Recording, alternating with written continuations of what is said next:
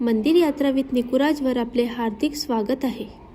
आज आपण जाणून घेणार आहोत आपल्या सर्वांच्या लाडक्या विठ्ठल माऊलींचा पंढरपूर प्रवास, म्हणजेच विठ्ठल पंढरपूर कसे आले, हा अखेरचा अद्भुत भक्तिमय इतिहास.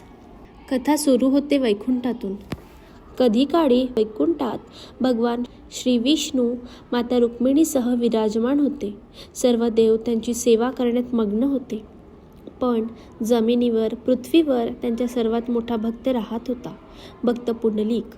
पुंडलिक हा साधा, सरळ परंतु अत्यंत मातृभक्त होता.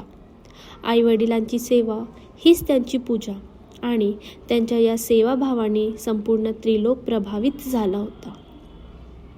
देव आनंदित झाले, ऋषी खुश झाले, पण ही भक्ती पाहून स्वतः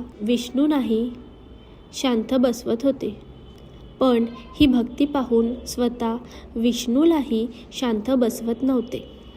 एके दिवशी भगवान विष्णू म्हणाले, या भूमीवर असा भक्त जन्माला आला आहे जो देवांची पूजा न करता आईवडिलांची सेवा करतो. ते पाहण्यासाठी मला पृथ्वीवर जायलाच हवं. असं म्हणत ते गुरुजनांच्या वेशात, हातात काठी, डोक्यांवर पांढरा फेटा, खांद्यांवर पुण्याची झोळी घेत पंढरपुराच्या प्रवासाला निघाले. पंढरपूरमध्ये ते पोहोचले आणि चंद्रभागेच्या पवित्र तीरावर पाऊल ठेवताच तो क्षण आजही हजारो वर्ष भक्तांच्या अंतःकरणात जपला आहे.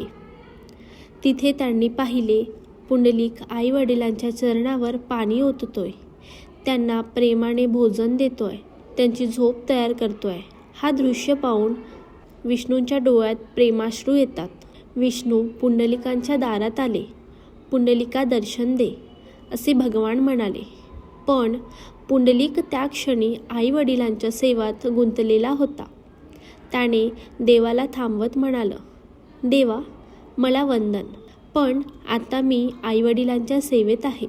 तुम्ही या विटेवर उभे राहा, मी येतोच. इतकं बोलून त्याने देवाकडे एक वीट फेकली आणि भगवान त्या विटेवर हात कटीवर ठेवून शांत उभे राहिले. हीच ती आपल्या विठुरायाची प्रसिद्ध मुद्रा. कट्यावर हात, डोळ्यात करुणा, भक्तांच्या प्रेमाने थांबलेला देव. पुंडलिकाने सेवा पूर्ण केली. देवाचं दर्शन घेतलं, त्यांच्या पायाशी नतमस्तक झाला.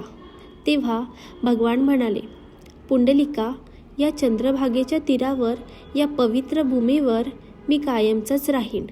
तुझ्या मातृभक्ताने माझं हृदय जिंकलं आहे. त्या दिवसापासून विष्णू पांडुरंग झाले आणि पंढरपूर त्यांचं सदाहरित धाम. काळ लोटला.